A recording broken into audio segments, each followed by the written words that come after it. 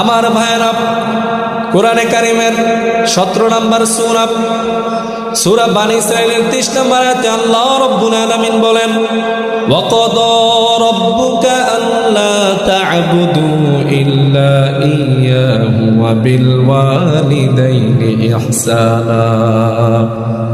আল্লাহ রাব্বুল আলামিন বলেন, আল্লাহ রাব্বুল আলামিনের পক্ষ থেকে অর্ডার, বলে তোমরা আমি আল্লাহ ছাড়া অন্য কারো ইবাদত করবা না। আল্লাহ ছাড়া কারো ইবাদত করা যাবে? আল্লাহ ছাড়া কারো কোনো ইবাদত করা যাবে? বলে মাজারে গিয়ে সেজদা দেওয়া যাবে? কোন খাজা বাবা পীর বাবাকে সেজদা দেওয়া যাবে? আল্লাহ রাব্বুল আলামিন বললেন, ওয়া'বুদুল্লাহা ওয়া লা তুশরিকু বিহি শাইআ।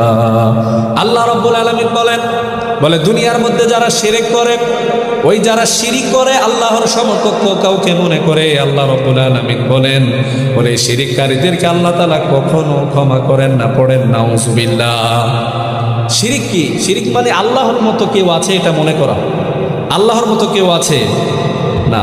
লা তুশরিক বিল্লাহ, আল্লাহর সাথে শিরিক করা যাবে না। আল্লাহর মতো কেউ নাই। আল্লাহ হচ্ছে তিনি এক। আল্লাহ হচ্ছে কি? আমার ভাইয়েরা, সূরা বানী ইসরাঈলের 23 নম্বর আয়াতে আল্লাহ রাব্বুল আলামিন বললেন,